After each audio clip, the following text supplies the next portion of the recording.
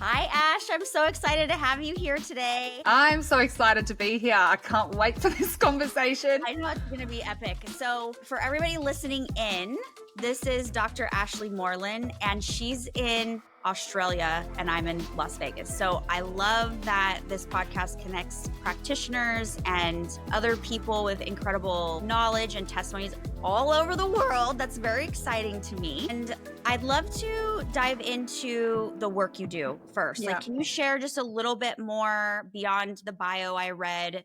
Yeah. What do you do? Why do you do it? Why are you passionate about this? How are you helping people change their lives? Yeah. I am passionate about it because it's been my lived path.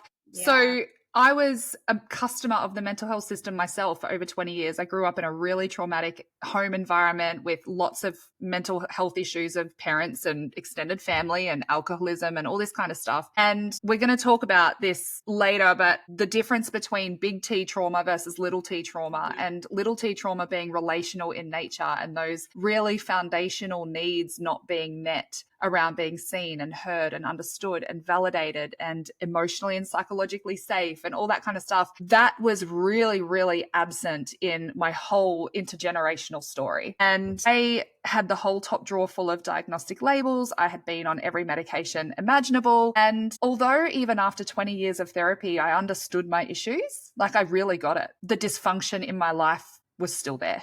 And so that was my personal experience and walk with that. But it wasn't really until my son had a medical experience around 1-year-old and he completely changed behaviorally, regressed in every way. And it was like this mama bear moment. It was like I took him to specialists in 3 different states of our country and everyone just brushed it off and made out like I was some kind of psycho. And at the time I was doing a PhD in neuroplasticity.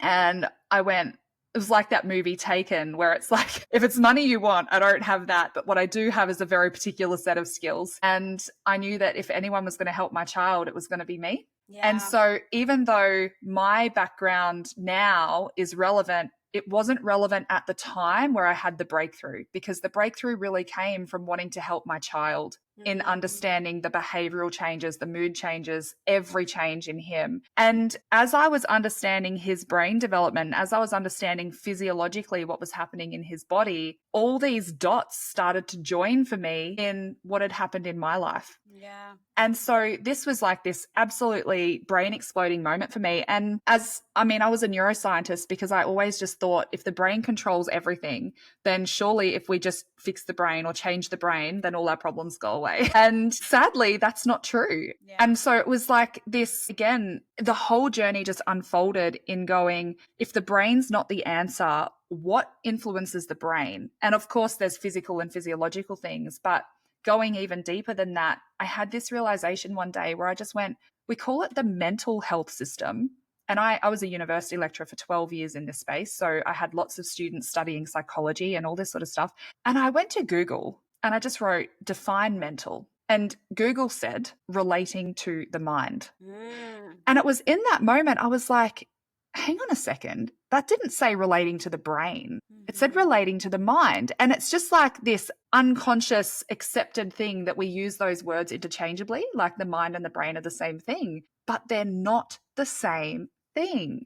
And as a neuroscientist, that both devastated me that I've done 10 years of uni. I'd been in therapy for 20 years in the mental health system, and not once had anyone ever said to me what the mind actually was. Yeah. They had spoken about the brain. They had spoken about chemical imbalances. They had spoken about physiology and medication and all these things. But the physiology changing via medication did not change my life. It might have taken the edge off symptoms. And so that really opened me up to wanting to understand the mind, to really deep dive into a higher level than just this flesh meat suit. Because the best way I can describe this is that my brain can't go back to my 6th birthday party. Right.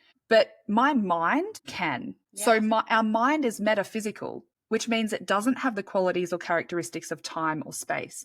So if my mind goes back to my 6th birthday, depending on whether I had all my friends around and I felt really safe and celebrated and loved, my brain in real time in my 35-year-old body is going to respond with chemicals of safety and love and connection. My body is going to feel physical sensations in real time. But if my 6th birthday was lonely, isolated, if I was rejected, if I was like, if that was my experience of my 6th birthday, my mind traveling to my 6th birthday is going to activate my threat responses. It's going to cause an influx of chemicals in real time in my 35-year-old body that relates to that experience. And that was the key for me, that I went in 20 years with therapists. No one had ever been able to explain that to me. It's insane. And I had this thought when you were speaking about, sometimes I'd have people come into my office who had seen other therapists long term, and we'd be speaking about, you know, their history or whatever. And I would have this thought, you know, they've really gotten good at understanding themselves, Yes. intellectualizing their dysfunction or their patterns or whatever, their history, but they're not embodying any type of healing or change. And as a therapist, sometimes I knew how to help them embody that, but sometimes I didn't, to be really Yeah. honest with you. You know, there's limitations to the things that I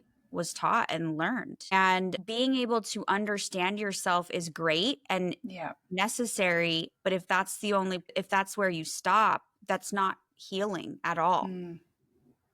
I mean, I've worked with so many people who understand themselves very well, and they can't stop a pattern to save their That's life, right. Exactly.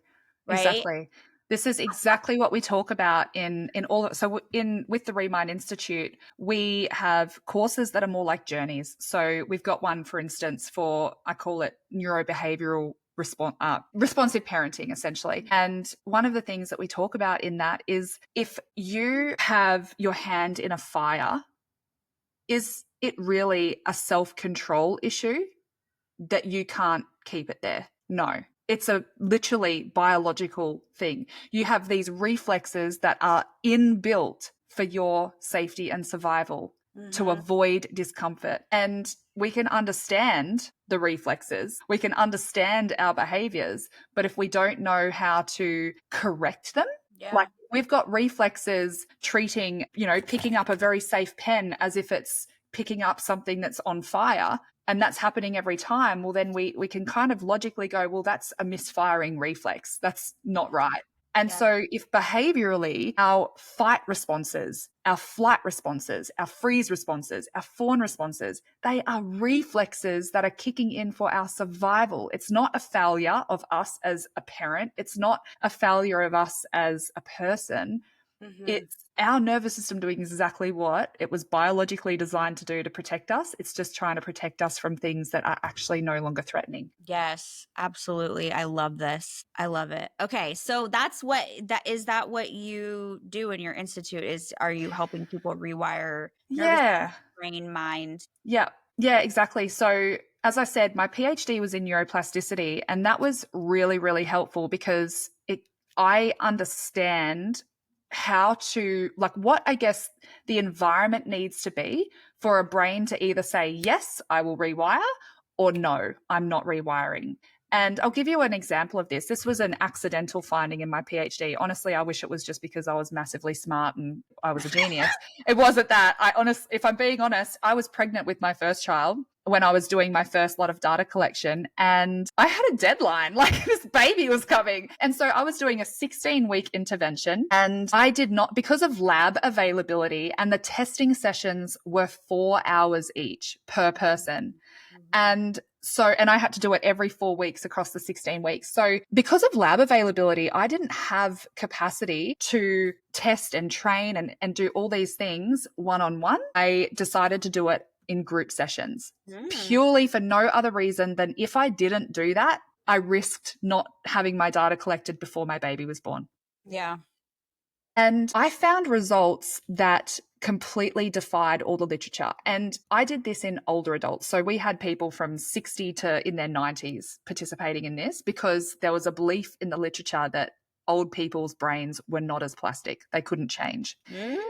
So I was like, okay, well, let's pick the hardest people and see if we can change their brains. And what I found is that we had results that had never been seen before. And in trying to understand why that was the case, the only conclusion I could reach is that they did it as a group and they built relationships. There was community, there was connection, there was consistency. And what I learned is that in previous research in like neuroplasticity kind of protocols, if someone did not respond, like if their brain just didn't change, but you gave them a dose of levodopa, which is essentially dopamine, right? The people who didn't respond became responders and their brains changed. So that told me dopamine is a really, really important mechanism in changing the brain.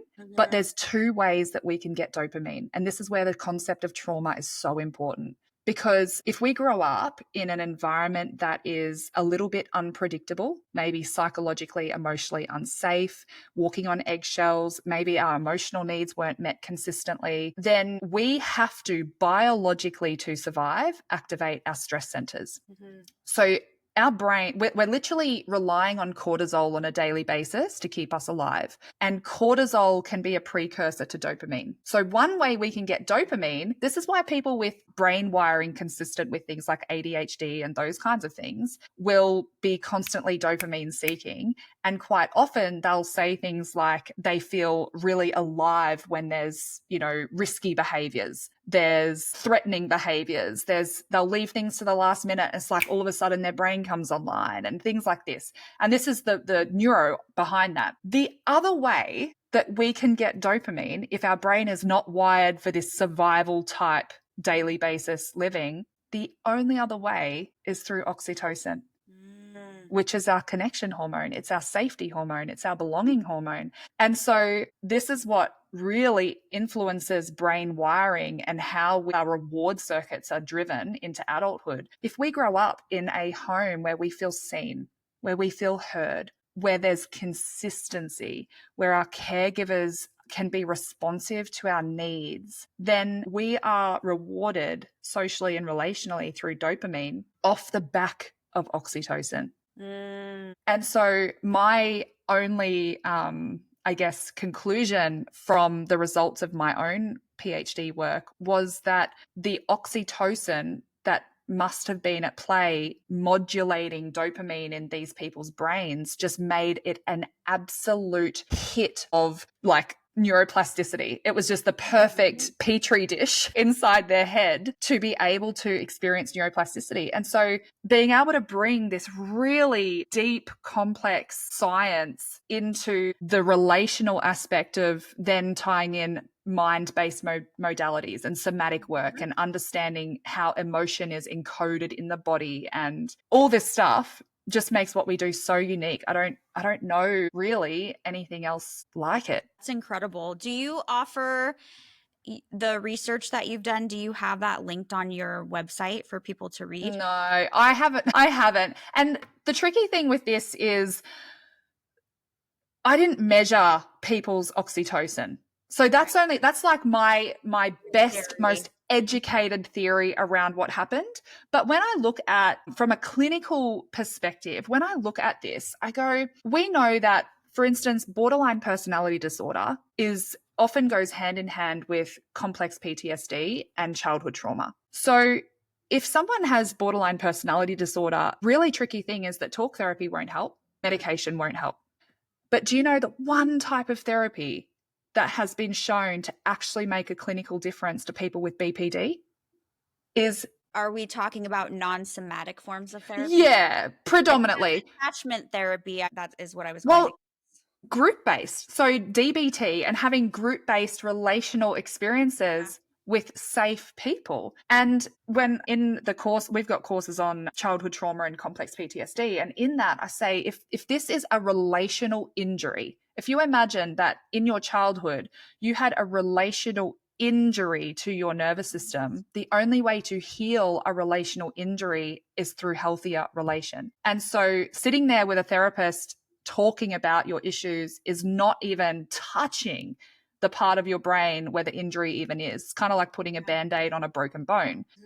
And so being able to understand, PTSD is very different to complex PTSD because that's just a one-off event. That's your big T trauma, might be an incident or things like that. So, I'm not in academia anymore. and I'm not in the system. And I think this is what I really loved about our off-air chat before we started is I can resonate with your story. And it's really interesting because in Australia, we have this regulatory body called AHPRA, which is the Health Practitioners Regulation Agency. And I will have people who will literally go to the extent of Googling me, researching me, trying to discredit me because I'm not AHPRA registered. But what they don't understand is that if I were AHPRA registered, I would not be able to do the work that I do to actually help people. Right. Because like you were Not saying, that they just don't get it. There's red tape. There's things that say that, very, very, very strict limitations. EMDR, for instance, is considered now the gold standard for PTSD because it's approved. Yeah. That's the only reason. EMDR is not necessarily the best modality for PTSD, but it's the only one that people are now speaking about simply because the red tape said, we'll give this one a tick. And so people will post in like communities and stuff asking for a psychologist or asking for an EMDR practitioner. But from what they've said, I have insight into what's happening in their nervous system. And I know that EMDR is not the right thing for that person, or not say the right thing, but the best thing, the optimal thing. Right. But then people try to discredit me because I'm not a psychologist, i.e. I'm not registered in that system. But my choice to not do that is so that I can actually help people in the way that I know is, holistic and complete and actually going to serve them. Yes, this has been a really interesting process to start to really speak more openly on my social media platform about the things I experienced, the red tape that I've experienced, and then to launch this podcast. And for the most part, it's been very positive, but you do get people who don't understand that there's so much they're not being given access to. Yeah. And that there is an overarching, call it a governing body or like a ruling body, right? That decides what people are going to get access to, what they're going to be able to get funded, what their insurance will pay for. That's right. And there's so much more that they could be accessing if our system looked different. I actually interviewed somebody earlier today. It's really cool to be having this interview with you now after, because he's in academia and he does do some training. He does EFT and he does tons of research around meditation and how it rewires your brain. And he's just spouting off all of these statistics. And he said that it takes 17 years for a new modality, a new healing modality or healing intervention to even get to mainstream practice. And 4 to 5 of the things they discover, 4 out of 5 don't even make it at all. So we're getting like 1/5 of things that could be healing people and helping people. And it's just crazy to me. I'm like, 100%. but people don't understand that. And they think that you're telling them what they're doing is wrong, or that there's only one way. And it's really interesting. It makes me sad. It really makes me sad because there's so many people being misinformed.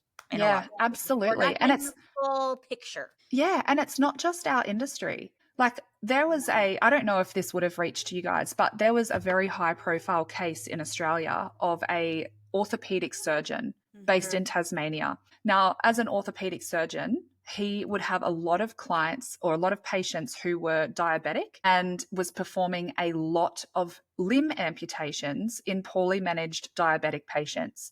He had this passion to want to help his patients and delved deep into research going, there has to be something that can help them. Yeah. I guess like the level of moral injury just didn't feel right about cutting off people's legs because their condition was poorly managed and the best that they could offer them was the food pyramid, basically. Right. Just with a heart to serve and help his patients, started recommending some dietary changes based upon the research that he had found that would support different metabolic processes in the body, essentially. And what he consistently found is that when people came to him for a consultation and he said, okay, this is the surgery, it's very invasive, we're going to literally cut off your limb, or you can try this for a period of time and see how you go. And people were trying this dietary change and not needing limb amputations anymore. He was literally saving their limbs. And a dietitian at the hospital that he worked at reported him to the board of the APRA for operating out of his scope of practice because he's not a dietitian, he's an orthopedic surgeon, and his job is to cut people's limbs off, not to give them dietary advice. Even though his dietary advice was saving people's limbs. That's the level of bureaucracy that exists in these systems. And the general public don't understand that. Even something that really hurts my heart is in Australia, we have this scheme called the mental health plan. Okay. And what the mental health plan is let's say someone's experiencing some kind of mental health challenge. They can go to their general practitioner, their doctor, and say, I'm struggling with my mental health. And this sounds amazing, right? The doctor can write this form, which gives them access to 10 subsidized mental health sessions with a psychologist. But what the general public don't know is that in order to get that form, the doctor has to write a diagnosis on it. So they'll write a diagnosis like depression, generalized anxiety disorder, insert whatever label here. That now goes on their formal medical record, which then can and is commonly used against them for things like insurance claims. So let's say I have a client who many years ago, gosh, I don't even know how many years ago now, his brother had taken his life. And to support himself through that season, he went and got a mental health plan and started seeing a psychologist. Now, fast forward many years, he was experiencing workplace stress, major workplace issues, to the point that he essentially kind of had a bit of a mental breakdown. And work cover, which is like your workplace insurance thing, would not cover him for his workplace mental health injury because he had a pre-existing medical condition because of that piece of paper. And so this is my desire, is to have faith in our government and to have faith in the systems that they're there to help us. But my experience is not that. And I don't like how cynical I can be now, where I kind of go, well, if it seems too good to be true, what's the real truth? Like, that's the story they're telling us. Oh, look, we care about you so much and we're going to give you 10 mental health sessions every year and you can only use it with a psychologist. You can't go and use it with someone who's got skills who can help you in the somatic stuff or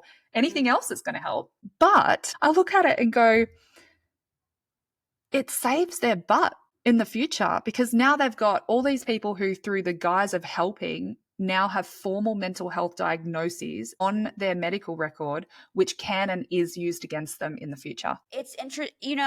I don't think you're cynical. I think, how can you not feel this way, right? It's interesting because in grad school, so I was trained and I have a degree in psychology, a master's in psychology with the concentration, the specialty in marriage and family therapy. And as far as I know, in regards to master level clinicians, marriage and family therapists are really the only ones trained to look at the systemic perspective, the whole person, everything going on in their environment, the family system, right? And we had to learn how to diagnose, obviously, but something our mentor kept saying to us in grad school over and over is, this is part of something you have to do for the insurance purposes, but we don't actually believe in diagnosing. What a blessing. It's a systemic issue. It's not like this person just has this pathology out of just because they were born this way. Yeah. And that was really helpful for me. Because, and another thing we learned a lot about is this concept of do no harm as much as you can. So diagnosing somebody is harmful in one way, right? It's very harmful. We could talk about all the ways that it's harmful, but let's just talk about what you're explaining, where when you diagnose somebody, that goes on their permanent freaking record. As if it will never go away. Like, Yeah. Yes. And also it can be requested by many different agencies, many Hmm. different systems, right? The school system or an attorney in a divorce, Yeah. or I mean, they can Going secure for jobs, applying for going jobs. for jobs, Yep. right? Also, it can affect how you are perceived. Like, let's say you go to your general practitioner for, especially women, you go to your general practitioner for issues that you're having. And if you write down that you had any previous mental health diagnosis, they automatically are going to start. I mean, maybe not all of them, I'm overgeneralizing, but my experience is a lot of them are then going to connect what you're currently dealing with Hmm. to that, instead of Yeah. listening to what you're currently dealing with. Yeah. And you could be in perimenopause. You could be, I mean, there's so many Exactly. things. And so it's very dangerous. And one of the things that I did was I milked the shit out of the adjustment disorder diagnoses, because it's considered not permanent, right? It's considered you're going through something in your life, but you can only use it for like 6 months. You can only use it for Mm. 6 months. And it's a huge problem. And so as a person who's been in the mental health system and also practicing it, whenever I went and saw a therapist, I haven't seen traditional therapists in over a decade, but I would say I'm only seeing you in agreement that you're not going to put any kind of diagnoses that I don't agree to on my paper, like on my Yeah. file. Like, you need to put adjustment disorder. If you can't do that, you don't feel comfortable with that, I can't see you, because I don't feel comfortable with having the potential for that to follow me. And it becomes like an identity, a stamp on you Yes. that is permanent. And that's what I have a lot of parents ask me, because my eldest child is diagnosed with the whole, I call it the D soup, the ASD, the ADHD, the ODD, the SPD. There's a lot of Ds. Yeah. And the thing is, this before I understood, like I said, it was his journey that really took me down this rabbit hole of wanting to understand. And he's almost 12 years old now, he attends just a mainstream school. He's very emotionally aware and emotionally intelligent. He has amazing capacity to recognize his own dysregulation and request co-regulation, and he's developing the skills to self-regulate even without co-regulation, which is really age appropriate. But I have a lot of parents say to me, should we diagnose our kids? And although this is a very personal conversation, my point to them is, look, it opens doors. If you can't, so in Australia, we have this thing called the National Disability Insurance Scheme, NDIS, and that if you have certain diagnoses and you qualify for support, then that gives you funding to be able to access things like speech therapy and psych and stuff like that. So, It's the same here. okay, awesome. And so I say to them, if you can't get your child the support that they need because of financial barriers, I mean, it's $200 a session here Yeah. to just see a speech therapist. So if you don't have the financial resources or capacity to be able to get the support that your children need, then leverage it, do it. Right. But if you do have the capacity to get them the support that they need, then consider not, because you're protecting them from having that on their permanent medical record. You don't know what your child's future career path might be. But like my son now is a functioning, healthy, amazing human being. There's nothing that any of those labels that was placed on him when he was 4 years old would be relevant to in his adult career path. Right. Or It's even not. mostly relevant to him now. No, exactly. Right. Apart from, gee, if there's still auditory stimuli, he struggles to process auditory stimuli. So if there's a very, very loud environment or something, he will become dysregulated, but he will go within. In his dysregulation in those spaces, he'll go and read, because reading is a healthy dissociation from the overwhelm of the environment. So, but I know adults who can't do that because they were never taught. And so I look at it and go, I have, like I said, I've got a whole top drawer full of labels. My favorite label is ADHD, because even though it does have challenges and my nervous system is wired in a particular way, I look at it and go, sometimes a diagnosis can be the thing for people to say, well, I can't do that because I can't. Oh, yeah, I hear that a lot. Yeah, I can't do that because I have ADHD. I can't do that because I'm on the ASD spectrum. But I have this thing called the Tong theory. Mhm. And I just created this one day when I was chatting with a client. And my theory is, let's say that we were born and we had never had tongs in our Mhm. home, but we wanted to cook a steak. Am Mhm. I going to say, oh, well, I can't eat steak because I don't have tongs to flip it? Mhm. You just wouldn't do that. What would you do instead? You'd go, I want to cook a steak. I don't have tongs to turn it over, to flip it. So, how could I flip my steak given that I don't have tongs? Yeah. What And do I so, have? yeah, what do I have? I got a fork. I Mhm. got a, egg flip thing. I could just use a pan flip. I could use my fingers carefully. There's so many ways I can still flip that steak. And so I talk to clients, we're really big on empowering and understanding. We talk about working with your brain. So, what's the outcome that you want to achieve? How do you want to feel? How do you want to show up in relationships? What is meaningful for you? And then we don't talk about what you don't have. We then look at going, okay, so based upon the outcome that you want, how do we support you to reach that outcome given that these are the barriers or the challenges or whatever? And then we pull across all of our weird and interesting resources, understanding the nervous system, understanding their mind, understanding their patterns of behavior and past and belief systems and all that, and going, now, how can we work with what we've got to support you to achieve that goal? And I think it's so important. It's really important, and it brings me back to remembering when I was diagnosed with bipolar disorder, and I sat there listening to it. And I I just it didn't make any sense to me, and I feel really blessed because I had enough anger in me and wherewithal to know that my parents were the dysfunctional. I mean, I don't think many people do, right? I feel very Yeah. fortunate that that's part of my story. So I was just more mad. I was really mad. But I will say that I think that gave my mom some sort of validation, or she could make sense of my moodiness and my reactivity to my stepdad and all the stuff going on at home. Yeah. And maybe that brought her some sort of peace for Yeah. her or something. Whereas for me, it felt I was really upset that I was diagnosed or labeled with something. I remember sitting there thinking, there's nothing fucking wrong with me. Like, Yeah.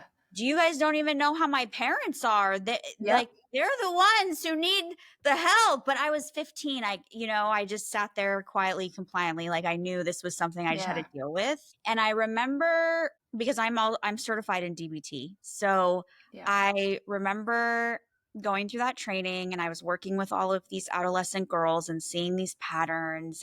And I went and sat with my mentor during one of my meetings, and I said, I want to talk to you about something personal. I was diagnosed with bipolar disorder, and I really just don't think that that's accurate. And I've never really told that to anybody, because it's almost something that I had a lot of shame around. And I often, as I grew up and then went into being a therapist, I often questioned, like, do I have bipolar disorder? I know I have some dysfunction. I know I don't always have the best emotion regulation skills, but does that mean I have a mood disorder? And so I'd kind of battle myself. And she was, I mean, I'll never forget it. She's like, Andrea, and I said, I'm not on medication. I haven't been on medication since I was 19. And she's like, sometimes people are reacting and responding to their situations Exactly. that they're in at the time, and it can look like something diagnosable. Or she said, but the person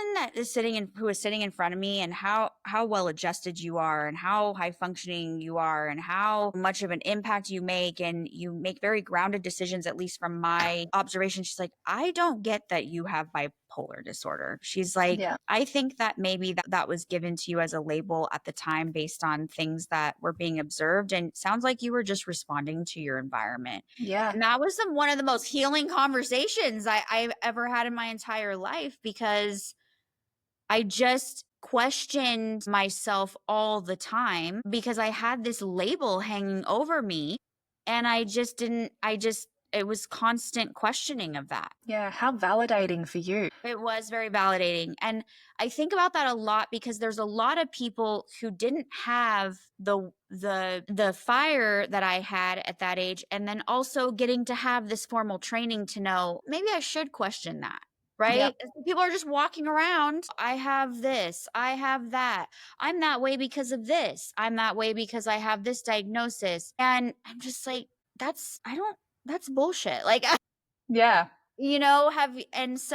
and the other piece to it too, I'm like on a soapbox right now, but I really have a problem with children being diagnosed with multiple different disorders. And this leads to a discussion of how the DSM even works. It's not like there's tests for all of these No. diagnoses because you can go to one It's a clinician. characteristic set Yes, of symptoms. That's it. I would have people sit down in front of me after seeing multiple different clinicians or, people in different disciplines within the mental health system. And they had like 4 different diagnoses. It's like, okay, that's not helpful at all. And that's making a parent think that their child is just totally pathological, and it's Yeah. very hopeless feeling. And half of them aren't even accurate. And it's just crazy. It's all subjective for the most Yeah. part.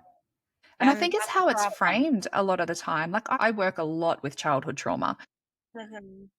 And like I said at the start, people think of childhood trauma and they think sexual abuse, they Yeah. think violence, they think all these kinds of things. And that is trauma, don't get me wrong. But it's not the kind of childhood trauma that is rampant in our society. And I think this was really especially profound after the Industrial Revolution. Yeah. And, there was medical advice at the time saying that if you hugged your children, you were damaging them. Like literally medical advice. And the adaptive, the biological adaptation that happened in humanity around that season of life. And then you think about intergenerational trauma, where it's now shown, I think it's up to 14 generations. The experiences of our ancestors up to 14 generations ago are still impacting how we perceive threat. And it's essentially like our trauma unless we process it. And so I look at this and go, okay, childhood trauma is part of the story. It is some big stuff, yes, maybe. And it's more so, in my experience, it's more so the time that you had an emotional need and it was not met. It's the time when you were completely dysregulated and overwhelmed, and instead of being met with co-regulation, you are met with stop crying or I'll give you something to cry about, or you're embarrassing me, or go to your room, you're naughty. Like just having a human experience, expressing emotion that we don't have the brain development yet to make sense of. We don't have the past history. We don't have, our hippocampus is not sitting there going, oh, this is just sadness and soon you'll experience happiness. No, it engulfs you and it overwhelms you. And if that is chaotic and if that is not supported and processed in a healthy way, all of that gets encoded in our nervous system. And if it's not safe for us to feel, if we cry and that's, considered naughty or bad or wrong, if our emotions were to send our parents into their own shame spiral or guilt spiral, then we have to become the caretakers of parents' emotional well-being. All of these things is so much more profound in wiring our mind, in wiring our brain and our body. And the conversation that I have with clients all the time is, if you can understand, forget about the stories, forget about the relational aspect of, well, that's my mom and that I don't want to talk about that because I don't want to say they're a bad parent. Forget about all that. Mhm. Just think and imagine that you're just another animal in the animal kingdom with a nervous system. And tell me, in that environment, was your nervous system in a safe or a threatened state? And if they can answer that without the narrative and the complexity of the relational loyalties and all this sort of stuff, 100% of people can see that at an animal level, their nervous system was unsafe. And so then when we look at, okay, well, what are the behaviors that stem from an unsafe nervous system? What are those survival level animal behaviors that we might see? And when they start to understand those behaviors at an animalistic level, then they go, oh my gosh, I wasn't behaving like that because I've got ADHD, or I wasn't behaving like that because I've got an anxiety disorder. I was behaving like that because my nervous system was anchored to threat. And the problem with that is that even though we are now adults and we have agency, we have self-responsibility, we can pay our own bills and all that kind of stuff, our nervous system is still anchored and encoded to those early life experiences. And so it's really about, first of all, having compassion and understanding. And a huge part of my own healing journey was recognizing that my dad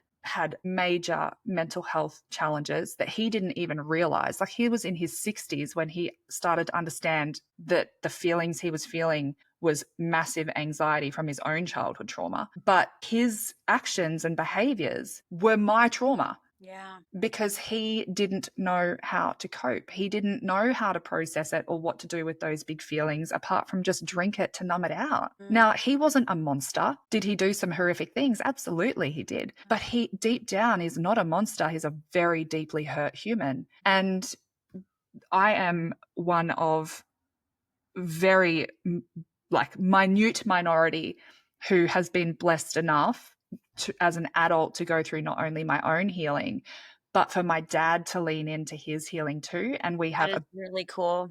It's not lost on me how absolutely unbelievably blessed I am. And we can have these very deep conversations about experiences from my childhood and what that experience was like through the lens of my perception versus what that experience was for him.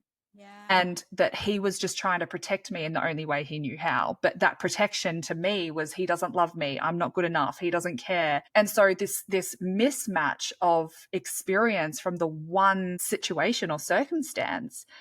And when, a lot of the work we do with clients is about helping them to see truth in a situation where their conclusion led to a lie, but they took that lie with them for the rest of their life. It's absolutely crazy. I think being able to really lean into that stuff without the stories of, no, we're not dishonoring our parents and saying they're bad parents. We're not doing that. We're just trying to understand our own wiring based on the petri dish that our brain grew in our early life. I love that you brought that up, because that's something I used to work through with clients all the time. Is you can hold your parents responsible to, like, within your own healing. It's not that you're going to go give them a call and say, Yeah. you did this and that. I mean, whatever, but it's not about that. I said, you can love them. You can say that they were your parent and that they did the best they could, and still acknowledge and hold them responsible for actions that they took, Yeah. whether it was malicious or not. That's right. And I mean, that's a really important thing, because a lot of people will deny their own healing because they don't want to say, they think they're saying their parents were bad people. And it's like, it's not. My mom was not a bad person. She was very ill equipped. And the more healing I do, and the more my daughter grows before my eyes, and I'm challenged by her early adolescent development, I am understanding how ill-equipped my mother was, how dissociated and she was emotionally unavailable, because she was so dissociated and so in survival mode herself. Exactly. It doesn't mean that I don't have feelings about the things I experienced, but it allows me a understanding to let myself work through healing even more. Yeah. And it allows you to open your heart. And I think for me, the feeling and sensation in my heart of literally feeling my chest open and feeling this warmth and compassion and love towards those who have hurt me. Yeah. Not because they woke up that day and went, how can I hurt this kid today? They didn't do that. And also, that was such a necessary step for me to be able to reach a point as a mum to go, my gosh, I didn't even realize the pain and hurt I was causing my kids. Little things like I would dissociate by just zoning out on my phone. I was never present. And I would thought I was a good mum because I did school pickups and drop-offs and I home cooked their meals every night and I did this and I did that. But I was never present. I was always absent. I would go into a fight response, especially over certain things. And my nervous system was literally in this survival state. And the flow-on effect and ripple effect of signaling to my kids' nervous systems that there was threat in the environment that they didn't understand because their brain literally didn't have the parts yet to understand it. But because they're attuned to me for their survival, my constant survival state was putting them in a survival state, and that's where the behaviors stem from. And so being able to, it was like this two-way, this multi-generational healing, because not only for me to heal, did I have to look up my family tree and release people who have done a lot of hardcore wrong for my own healing, but to open that space of forgiveness and compassion and love. But also, what was even harder than that was to see where I had hurt and harmed my own children in my own dysfunction that I didn't even know, Yeah. and to open my heart with compassion and kindness and forgiveness to myself. And that is a conversation that's not had enough. It isn't. It isn't had enough. And people feel a lot of shame, and then because they feel shame, they don't even give themselves the opportunity to address things and heal, Yeah, right? Shame absolutely. shuts us right down. Shame and trauma go hand in hand. Yeah, and yeah, the emotion of shame, I mean, I know we have it for a reason, but trying to move away from that as soon as you can is really Mhm. important, because you can get bogged down in the weight of shame and just not make any kind of change in your life. 100%. Yeah. Absolutely. I love this too, because I do a lot of educating women specifically, like making family change through the mom is Yeah. my MO. Yeah. And some people feel very attacked by the things that I say, and they're not attacking, they're educating. Like the right person who's ready to take radical Yeah. responsibility, knowing I was doing the best I can, but even my best, made mistakes, right? I made mistakes and I've done harm, and Yeah. I'm willing to correct that or repair that or heal and all of that. But other people really have a pretty visceral reaction to the things that I say about how our nervous systems and how our patterns and affect our children and their development and their nervous system and their mental health in the future and Yeah. all of that. And I'm curious how you educate people around this. How do you help them see this without them feeling accused, or like, how do you explain that to people? Yeah, I think there's a few ways. One is I'll often use myself to model the point. Yeah. And so when we can intentionally dissociate them from the experience, but I can teach through my lived experience about the reactions that I have had to my children over the years and use those as teaching points. But also being able to say, guys, you've gotten to know me. Am I a monster? Am I a bad person? And they'll go, no, like you are a kind, loving person. I'll go, exactly.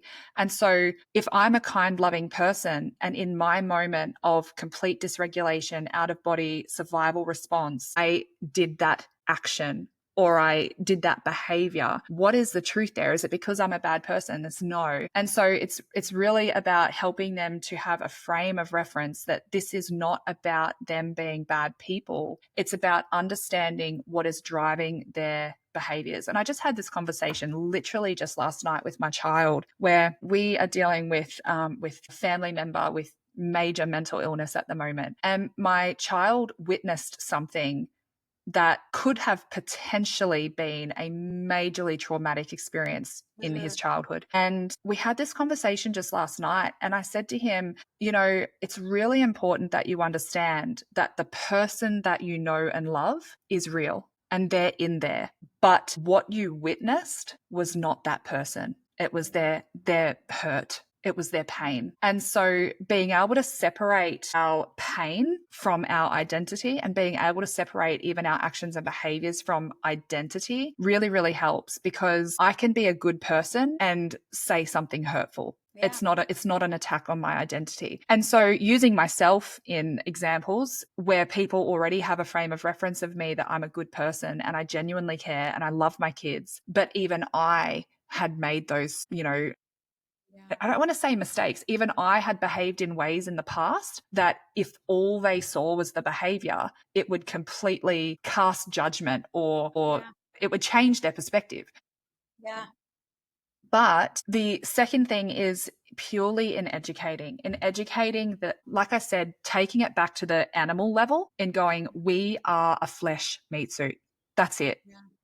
And so if we're a flesh meat suit and we're obsessed with our survival and this is being perceived as a threat, what are our only options? It's behave like this, or this. All of them are dysfunctional, but they're our survival strategies. And so just like it would be completely irrational for me to say that you're a bad person because you can't not blink. Right. Or you're a bad person because I told you to keep your hand in the fire, but you pulled it out. As if it's been a conscious choice for you to blink or to pull your hand out of the fire. That at that level of understanding the nervous system, and I teach into the peripheral nervous system, so the somatic nervous system and the autonomic nervous system, so that people can understand voluntary actions and involuntary actions. You are not a bad person for increasing the heartbeat that you have. You are not a bad person for increasing your temperature or redistributing your blood flow. And yet all of those things happen biologically because you are an animal with a nervous system wired to do some things automatically. And so some of these most dysfunctional, harmful behaviors are not your conscious, logical, rational, voluntary self. They are your animal survival self. And that is not how you have to live. If you can process the threats from the past, if you can process the underlying code that is driving the activation of the survival centers, then you don't have to show up like a wild animal anymore. You can actually embody that sense of safe, compassionate, nurturing, caring self that is the real you. Like that is actually you. You don't need to become anyone or anything else. You need to unbecome who you had to become to survive. That's how I feel my healing journey has been, is I've pulled back so many layers. I mean, there's still many to go, but I have access to this really tender, precious, feminine, empathetic little girl who got buried really deep in there for a really long time, protected by anger, reactivity, severe anxiety, so hypervigilance. And now I can access that person almost all the time. Yeah. And she was always in there. Like she was always in there. And I know that. Like I can feel that. But I had to peel back the layers and do a lot of rewiring and a lot of neutralizing of things to access her and embody her and live from that place. Yeah, 100%. And it's that little girl within you that is coming up through this reactivity when our little girls, i.e. our daughters, our children in general, not just our daughters, are just being kids. So what I see is the reactivity. It was not safe for me to cry as a kid. And so my nervous system was crying equals danger. And so when my children would cry, all I'm going off is the old playbook that says crying equals danger. What does danger mean? Fight, flight, freeze, or fawn. You pick. So you can either yell at them to stop crying, because that's going to keep that little girl inside me safe, or I can completely dissociate. I could completely walk away from them and abandon them in their crying, because being present with them crying felt like an existential threat to my safety. Yeah. And so again, I'm not a bad mum because I'm triggered by my kids crying, but I don't get to continue the dysfunction. I have to use these things as the diagnostic tool to identify where am I not yet emotionally free. Yes. And by, there's things now, like my son is entering high school and we're going through this whole thing. And what I find is that the seasons of parenthood, as my kids have reached certain ages, that has been mirroring to me at that age, and forcing me to process some of the traumas that I experienced in my life. And it's the same, if I go to a place where I haven't been since I was a kid, and I can do all this emotional work. I can do all this childhood trauma work for myself and think, oh, great, I'm done. And I'm such a functional human being. And then you go somewhere, right? Like my husband and I went for an interstate trip only a couple of years ago. And I was driving this hire car and I saw a street sign. And I hadn't been there since I was like 9 years old or something. But the last time I was there as a 9-year-old, my dad was extremely stressed and I felt very threatened in the car, because he was very stressed and quite angry and driving erratic. And I felt very threatened in the car. And I saw this street sign and it activated the trauma of me as a 9-year-old in the car feeling scared for my life. And I went into a full-blown trauma response. I was like hyperventilating. I was crying in the street. And my husband's like, what is going on right Yeah. now? Like, and I'm like, he's so good because he's walked Yeah. this path with me for years. And I'll say to him, I just need you to hold me. And Mhm. then he'll wrap me up. And that's the safety. That's the oxytocin. And then when I can process and complete that trauma response and actually get the energy of that old experience out of my body, I can walk past the street sign like it's nothing, like it's just any other street sign. And so it's using these things and these triggers as your gift to know what's still within you that is not processed yet. And that's kind of our philosophy and the approach that we take. Like, we've got the courses that help people understand it, but then we've got a membership that is, guys, this isn't just a course that you do. This is a daily life walk. And if you just want to feel a bit less crap, do the course. Awesome. But if you know you're here for evolution, for growth, if you're welcoming triggers into your life, if you're walking into situations and stretching yourself and expanding your comfort zone, and you want us to walk beside you so that when those triggers come up, we can support you to process it.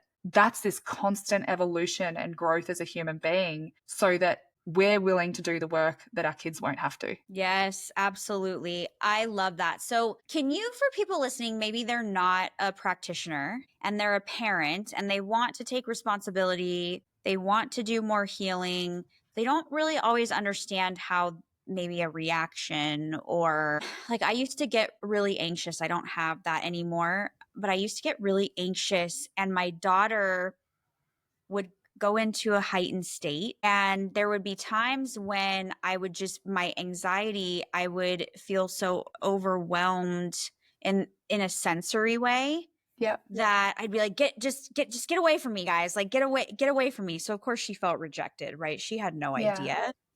Sometimes parents don't understand how that can affect their children, right? Yeah. So could you explain that a little bit for people who are listening in? Yeah, absolutely. It's not the situation that is bad.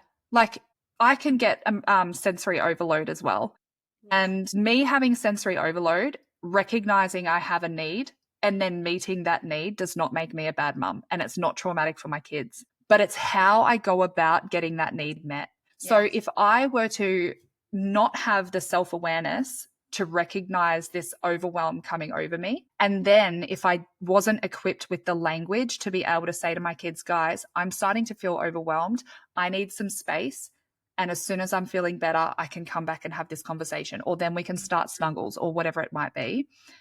And then being able to remove myself from the situation, do the somatic work or do whatever it is that I need to do to actually process the chemicals of stress that it's in my body in that moment, which literally takes 90 seconds. It takes 90 seconds to process the chemicals of an emotion.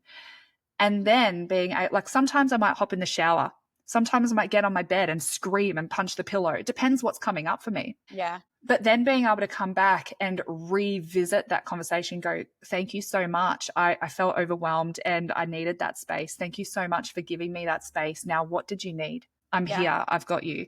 Whereas me previously would have not had the awareness that I was even reaching that level of overwhelm. Yeah. And what happens, I say to clients all the time, self-awareness is by far the most important thing, because if I can have awareness of what's happening in my body when it's a 4 or 5 out of 10, I still have the front rational part of my brain online to then be able to use the tools that I know I've got. Yeah. Whereas if I don't have that awareness and it is just taking over and taking over and taking over, and it's reaching an 8, a 9, a 10 out of 10, by the time I even have awareness of it, I only have awareness of it when I'm cracking it and I'm pushing my kids away and I'm losing it. Yeah. And so the front part of my brain that has all the logical solutions and answers and everything else is now offline. And all I've got is my survival reactions. My fight, get away from me. My flight, run away. My freeze, just completely numb out. Or fawn, which is where I just self-sacrifice, push through, people please. Yeah. And so in those moments, we've got to be really conscious. A question that I teach clients around this is, if I was my child, would I be feeling really seen, heard, and understood right now? And that's so valuable because it helps me to come up with my own game plan in going, okay, I know that there's certain times of the day where there's so many competing sounds and noises. You've got the range hood on, the dishwasher might be on, there's noise in the background. And I know that those times are more likely to overwhelm me. And so what can I do to be able to support us to continue to have a healthy environment? So there's two things, I guess, that it comes down to. One is capacity. So capacity in my nervous system. Have I dealt with the sympathetic nervous system? Have I dealt with the fire? Because I've got fire starters, right, inside my nervous system. That's the sympathetic nervous system, the fight and flight. But also, do I have the tools I need for the parasympathetic nervous system, which is the rest and digest? Now, I teach my kids this, and I'm like, if it's very good to have breathing techniques and to have all these parasympathetic tools in my toolbox, but that's like my house setting on fire and ringing the fire brigade. Right. And I can go, hey, that's great. I've got these tools. My house was set on fire and I used the tools. I used the fire blanket, the extinguisher, I rang the fire brigade, and it's all good. And then the next day, my house is on fire again. And I got to ring the fire brigade. I got to do all the things. So having the tools is great, but we've got to ask the question, why is my house on fire every day? Yeah. Right? Because Totally. my best case scenario is to do the work so that my sympathetic nervous system is only activating appropriately. Yeah. If there is an actual threat, thank God he created a sympathetic nervous system. Yeah. If there is not a real threat, if my friend didn't respond to my text message, if my child is experiencing a big emotion, if I forgot their lunch, these are not real threats. I'm not going to die. And so when I can actually start seeing truth and responding to real threats as threats, but letting the other things be the safe inconveniences that they are, that's dealing with the fire so that it's like calling the electrician and saying, hey, I think I've got some dodgy wiring because I keep having fires start every day. Can you please fix the wiring? Yes. And then we never have to call the fire brigade. Well, and that's true healing. And Exactly. that's what people, I think, don't always understand. And I want to talk, as long as you still have time, because I know we're having an amazing conversation, but I want to your time. So you can always stop me at any moment. But I work with a lot of women who are over functioning. Yeah. And who it's like, well, I have my shit together, so I'm probably doing okay, even though there's so much silent suffering. Yeah. They have high functioning anxiety. They're very dysregulated. And just because you can white knuckle it through doesn't mean that you're okay. And they end up having all these health issues down the road, especially when hormones start to shift, around age 35. And I'm wondering if you can just give a little insight to that, because I think this is a huge epidemic in our world with women specifically, and moms and high performance women. Yeah. And I'd love to hear your thoughts on that. 100%. And to me, this comes down to identity. So good girl programming, like what did you need to be? What did you need to not be in order to feel good as a kid? So for me, because you just described me to a T, for me, it was I had to be quiet. I had to not have emotions. I had to perform. I had to do well at school. I had to, insert all these criteria here as a kid. And I learned at a very young age that if I got good grades, then my dad was happy. And if my dad was happy, I was safe. I learned at a very young age that if I pushed through, then my dad was happy and I was very safe. And so the other thing is society in general praises override, nervous system override. And so recognizing in our nervous system that we might be starting to get a little bit run down,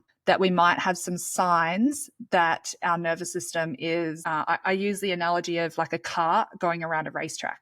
If we go, oh my gosh, we're performing so well, I'm winning, I don't want to go into the pits for my, compulsory pit stop. I'm just going to keep going because I don't want to lose the race. Yeah. But then if we don't go into the pits and proactively change our tires, put fuel in the car, fix any issues that are coming up, and we do keep going, what happens? It's inevitable. There is no other way for the car to not break down. It has to break down.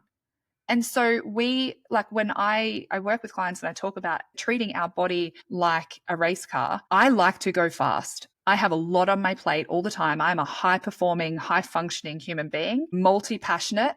But even if I am the fastest, best, most highly tuned race car on the planet, if I don't go into the pits, I'm going to break down. Yeah. And so that analogy really just helped me to go, I need to schedule my pit stops proactively. How long is my fuel tank range? Okay, cool. That means I have to have a pit stop there. And if I don't, this is what's going to happen. And that really, really helped me. But secondly, also is, like I said, I mentioned before, unbecoming the person you had to become to survive. Yeah. And for me, the person I had to be to survive was that good girl, the people pleaser, the one who was always above and beyond, the one who never let anyone down. She didn't make mistakes. She used control to be safe. She was a perfectionist because if she could be perfect, she was worthy of love. And all of those things were such dysfunctional prison cells. Yeah. Like I was literally a prisoner because it meant that if I made a mistake, the self-loathing, the suffocating feeling in my body like the whole world was going to end because I forgot this one thing. I would be so critical and so harsh towards myself. And so what happens is all of our systems in our body are connected. So what happens when we get really stressed? Well, we get sick because guess what? Nervous system and immune system talk to each other. What's another symptom? I'm going to get digestive issues, or I'm going to develop allergies or food intolerances. Why? Because stress impacts the gut, the digestive system. We literally have a whole nervous system called the enteric nervous system, which is in our gut. The endocrine system, our stress hormones are a hormone, and they're going to cause other hormones to upregulate or downregulate. And so our endocrine system is now impacted. There's no system in the human body that's not impacted by our nervous system. And so like I said before, there's so much pop culture now about regulating the nervous system. You go on TikTok and type regulating your nervous system and everyone's doing these vagal exercises and breathing techniques and cold water immersion and all this stuff. And I'm not saying that that's not important. It is important, but we don't get to do that in the absence of dealing with why our nervous system is on fire in the first place. And we don't get to do that without behavior change. Behavior change looks like saying no to things that we previously would have said yes to. It looks like tuning into our body and prioritizing, actually connecting to this vessel that carries us through every day with some loving kindness and care. Yeah. They're the kinds of things that, unless we're willing to do that, we're screwed, honestly. And it is very sad when people come to me at this point of complete burnout and complete capitulation, when it's like they waited all that time to even have permission to exist, to have a need, to meet that need. Why? So I have my own theories about why I think that is, but I'm curious why you think that is, because a lot of people, how I describe, specifically these women, right? They do wait until it's pretty horrific. And I'm just curious what your theory around that is. I don't think it's just women. I think it's everyone. Really? Well, I don't work with a lot of men, so I don't have a huge frame of interesting. reference. Yeah. I actually work with a lot of men. And this has always been curious for me because I grew up with only brothers. I grew up racing BMX, so I was a massive tomboy, and I've always more naturally felt connected to men. Okay. And so I have a lot of male clients, and interestingly, they are more likely to present with things like addiction. Or they'll say anger issues. And I think because our work is not talk-based therapy, that's why men are drawn to it, because they're like, I can see it's ruining my life. My wife wants to leave me. My kids hate me and want nothing to do with me. I'm struggling at work, but I don't want to sit here and relentlessly talk about my issues. And so when I can help them to understand their addiction is not the problem. Like I started with a new client with addiction yesterday, and I said to them, your addiction is not the problem. I'm not going to sit here and even mention your addiction once, because all that is doing, you are so smart and so intuitive and so aware that you tried something that made you experience less pain. Yeah. And remember, that's your solution, because you are a freaking genius. It's not your problem. So let's understand, what is that addictive substance getting you away from? And in this particular person's case, it was things like absolutely ruminating thoughts, self-hatred, self-loathing, like all of these really dark thoughts and feelings in their body that they didn't know what to do with. And so that substance moved them away from that threat. But it also moved them towards. I said, what does it move you towards? And they said, peace, freedom, like mental clarity. And it's like, okay, so that's the thing that you want to feel. And that's the purpose that thing is serving. But the bigger threat to you is the thing you don't want to feel, which is all those negative feelings. But all that is just unprocessed emotion and trauma from the past. And so in my experience, people, I use a dentist analogy for this. Like if I had a tooth pain and it hurt when I ate ice cream, and when I ate ice cream, it was like 8 out of 10, but the rest of the time it's like a 2 out of 10. I know it's there and I should probably call the dentist, but like I'm busy. I got work. You know, dentist is expensive. There's other things I want to spend my money on. Future me. I'll deal with that later. Now, imagine that is not just when I eat ice cream. Yeah. That's a 9 out of 10 pain and I can't sleep. I can't function. It's invading my daily life, my daily mind. It's painful when I work. It's painful when I shower. It's painful when I'm in bed. Now it's so intrusive that not fixing the pain is worse than the discomfort it's going to take to deal with it. And so it really is this tipping point. I call it the I can't do this anymore scale. This is going to sound so silly, but it's literally in my client intake if I'm working with people one-on-one. I don't do a lot of one-on-one work anymore. I do like high-level entrepreneurship, mentorship and stuff, but when it comes to the very generic, general human experience stuff, that's all in our courses. So, but in my intake, I used to have this scale and it was 1 to 10 on the I can't do this anymore scale. Where are you? And if someone was anywhere less than an 8, I would give them some podcast episodes to listen to. I would give them some work to do. And the podcast episodes I would get them to listen to would be things that would amplify their pain. Why? Because if I worked with them when they were anywhere less than an 8, they wouldn't show up. They'd be too busy. They wouldn't want to spend the money on it. They wouldn't want to do anything because the pain of their problem is not big enough yet for them to be motivated to change. And so having some resources that actually get them to self-reflect and go, if nothing changes right now, how's your relationship with your kids in 10 years? Yeah. What does that look like? If nothing changes right now, how much longer do you think your marriage actually has left? And how much does divorce cost? And that's in a manipulative way. It's purely just in helping people to see the truth of their current circumstance, because if people really saw it, they'd be willing to change it. Well, yeah, I mean, a lot of us walk around semi-dissociated from our problems or fully dissociated, right? And so, I mean, I think that you doing that is brilliant and very serving of people. It just is helping. It's helping the person actually process what they really want. Because most people don't know how to do that. No. And I find it's quite dysfunctional the other way. I'm surrounded by many, many, many counselors and therapists of different kinds. And I find that the people who want to go into that industry want to go into the industry because they care and they want to help people. Yeah. But they go in with this dysfunctional helper rescuer mindset where their worth is determined by whether or not they could rescue someone. That's interesting. It's very interesting and it's very dysfunctional. And so when we start to bring our own lack of awareness and dysfunction into our professional work, where someone else, whether or not someone else improves their life or sees clinical outcomes, is impacting whether or not I go into a shame response and go, I'm not a good enough practitioner and, well, I mustn't have done enough or I wasn't, whatever that might be. Yeah. That's our dysfunction. And we are now no longer putting our client first. It becomes about us. And so I find this real toxic, dysfunctional state can come up for people when they need to rescue, because what they'll do is that. So you got this dynamic where you've got a victim and you've got a rescuer. Yeah. The victim can only experience themselves as a victim if there's someone rescuing them.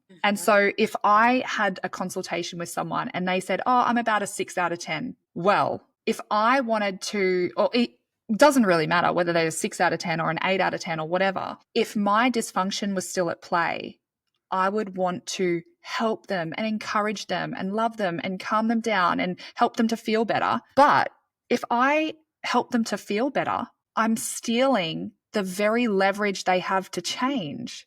Yeah. Because I'm uncomfortable with them not feeling great. So my need for people around me to feel better is actually stealing their opportunity for healing.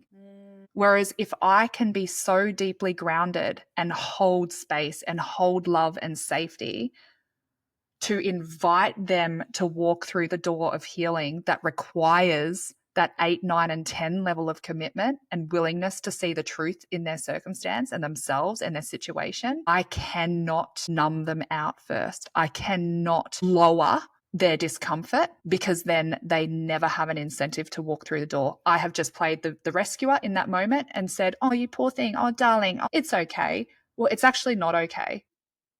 Yeah. And I say this to people all the time, you're not paying me for you to like me. I'm okay if you don't like me sometimes, because I love you enough for you to not like me so you can heal. Yeah. And it took me a long time to reach that point where I had overcome my own need to be liked and fear of rejection enough to be able to hold that deeply vulnerable, scary level of space for someone. Yeah, that's incredible. Yeah. It sounds like the work you're doing is insanely valuable. Do you see people only in person? No, Or we are global. So I don't, even if I was working with my next door neighbor, I wouldn't work with them in person. And the reason for that is very interesting. It's neurological. Because of anchors, we can have, if I said to you, go and find somewhere comfy for us to have this chat, most people will sit on their favorite couch, in their bed, or somewhere where they're anchored to safety. Yeah, I just thought of my bed. I'm like, I'm gonna go. Exactly. Right? Exactly. And so just to my right, just over here, I have what I call my ponder chairs, and they are sitting overlooking that we've got these almost floor to ceiling windows that overlooks a beautiful view. And if I was going to be having a conversation where I was going to be anchored to safety and comfort and calm, that's where I would sit. And so this really amazing thing happens in our nervous system where when we are anchored to safety, remember what I said right like ages ago, that safety is an absolute priority when it comes to processing trauma and healing. And so in my experience, I used to see people face to face, but in my experience, so many people have so many interesting anchors. It could be things like, I don't know what to wear. I don't know what time I have to leave. I have to deal with traffic. I've got to find a car park. I'm going to sit in a weird waiting room in an unfamiliar environment. All of those things create unsafety in the nervous system and uncertainty. And if I have someone sitting in front of me where their nervous system is already in a threatened state, a heightened activated state, the work I want to do with them cannot be as effective as if their nervous system is primed, anchored to safety, and ready for transformation. And so even just at that nervous system level, the decision that we made to exclusively work online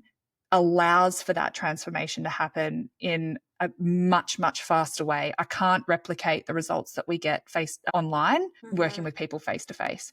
It's very interesting. That is very interesting.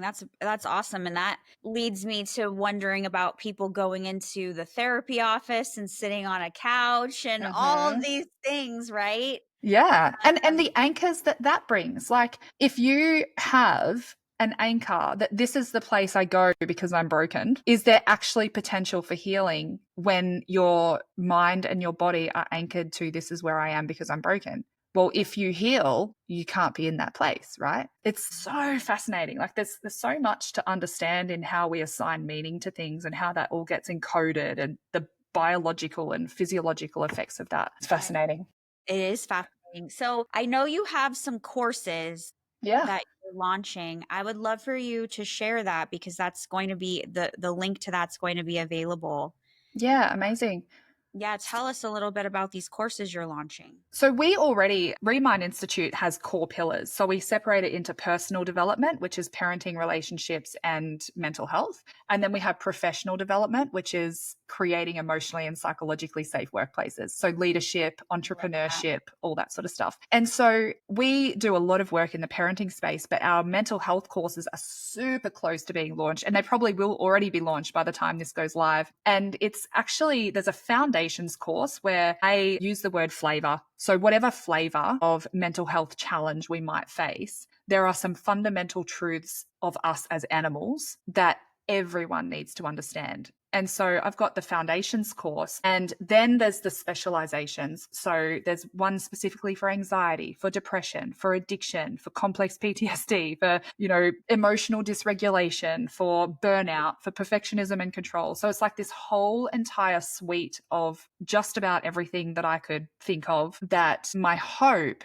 is that as people start to understand the intricacies and the application, it's really the application of the nervous system and the mind-body stuff relevant to that specific presentation, then it also includes all the therapeutic processing and all that sort of stuff within each of those specialization courses. So that's incredible. So people will be able to do healing work, learn the healing modalities that they can use on themselves, essentially. Exactly. Yep, exactly. 100%. And that. we have communities. Our online community is split into personal and professional development. There is an option. So that's all like a self-led journey, but we do co-working time. So it's scheduled Zoom sessions where you can kind of create your own schedule around when you want to work on the courses. And that gives people accountability, because so many businesses will just sell courses, but do you know the completion rate is like 2%? Yeah, it's really low. And so I'm like, I didn't create these courses to earn money. I created the courses to help people change their life. If only 2% of the people who buy this actually change their life, it has completely invalidated the whole reason I've done it in the first place. Yeah. So creating these co-working spaces gives people the opportunity to have some accountability. They've got to find the time in their week to show up and do their coursework. There's so much scaffolding. I was a lecturer for 12 years, so pedagogy and learning design was a really big part of my expertise. So we have really tried to make it a transformation. I say it's revelation for transformation, not information for education. That's so good. I love it. Where can people find you? Yeah, so it's Remind Institute. If you're on Instagram or Facebook or literally any platform, just search for Remind Institute. The picture is a brain. This is really cool. I love our logo because it's a brain to represent the neuroscience. And then it's actually got on a TV remote, the rewind symbol. Well, the rewind symbol is in the center of the brain, and that represents looking back at the past to actually process all that unresolved stuff and rewire the brain. So Remind Institute, you'll know it when you see it. And all of it will be linked in the show notes as well, so that people can go and find you. I could talk to you for hours. Well, we've had a good crack. We have, and I'm so grateful that you said yes to this, and that we got paired up to do this. And I am really excited for people to hear this episode. Thank you for having me. Yeah, I love this, and I feel that this is the stuff that if humanity really understood, it would cause the absolute crashing of an entire system that I honestly think is like the Titanic and needs to crash. So if this is the iceberg that hits that and sinks it, I am down for that. Yes, I love it. That's really what we're trying to do, right? Just educate, empower, bring awareness so people can start to make truly intuitive decisions and grounded decisions, and know where to find other resources to educate themselves further, to ask more questions. And this episode has been profound. I cannot wait for people to hear this. Thank you. It's going to be a huge revelation for a lot of people. I'm really excited. Yeah, I'm really grateful to share this time together and just to serve your community. It's been awesome. Yes. Thank you so much. Okay, you guys, go find the Remind Institute, go dive into all of the resources, and consider working with the Remind Institute on a deeper level than just the resources that they provide that are free. I'm really excited for people to get a hold of working with you. Thank you.